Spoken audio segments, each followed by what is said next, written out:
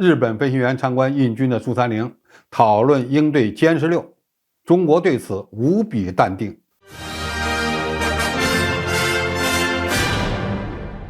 观众朋友，大家好，我是付先少。近日，印度空军出动包括4架苏30 MKI 战斗机、2架 C-17 运输机、1架伊尔78空中加油机在内的编队抵达日本，将与日本航空自卫队的4架 F-2、4架 F-15节战斗机展开空战对抗演练。印度空军出动苏30 MKI 与美国等西方国家的战斗机进行联合演习，不是第一次。但是对于日本来说又有着特殊意义，因为日本航空自卫队想借机找到对抗中国歼16多用途战斗机的战法。在印度空军的苏30 MKI 抵达日本之后，场面果然不出所料，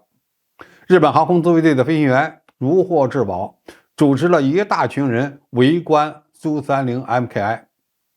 夸张点说，就是人山人海，锣鼓喧天。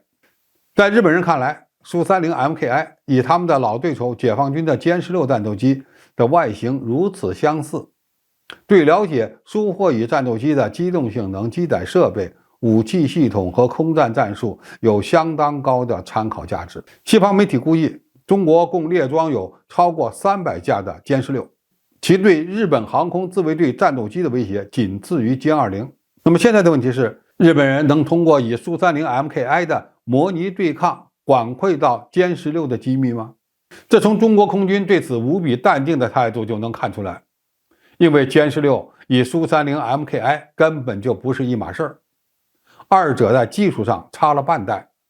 而且它们的定位也不同。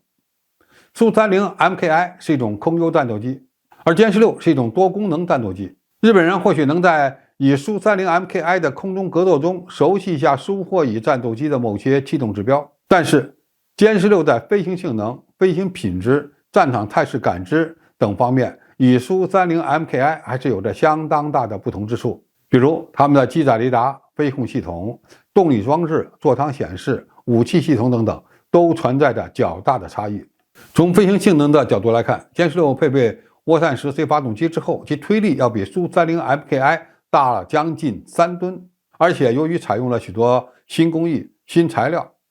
歼16的机体重量远比苏30 MKI 要轻。当然，苏30 MKI 的发动机有推力矢量喷口，而歼16没装，因此二者在爬升速度、亚音速机动能力、超音速机动能力等方面都有许多不一样的地方。从空战战术的角度来看，歼16配备了极为先进的有源相对雷达、霹雳15中远距空空导弹、霹雳10近距格斗导弹，其空战战术主要是超视距作战，近距格斗也是要发挥霹雳10的大角度离轴发射能力。可以这么讲，歼16与苏30 MKI 的空战战术完全是两代。中国空军玩的是 A 射 B 导、超视距攻击和大角度离轴格斗，而印度的飞行员更习惯于近距离的狗斗，抢占敌机后上方的有利攻击阵位，甚至呢还要让机炮发挥作用。从体系作战的角度来看，日本与印军的空战演习层次更低，因为双方都没有出动预警机，这与现代空战完全脱节。说实话，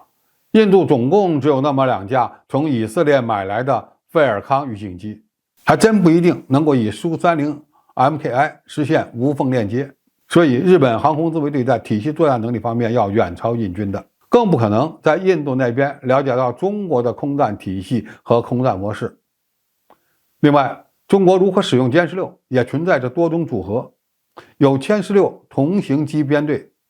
也有歼16与歼20、歼10C 的异型机编队。特别是歼20与歼16这2款带别不一样的重型战斗机进行混编配合时，歼16承担的角色又大有不同。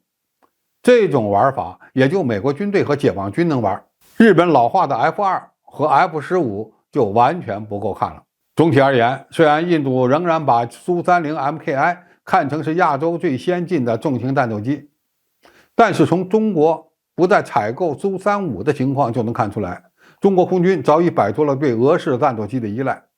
国产战斗机的发展已经进入自由王国，并在许多方面超过了俄罗斯。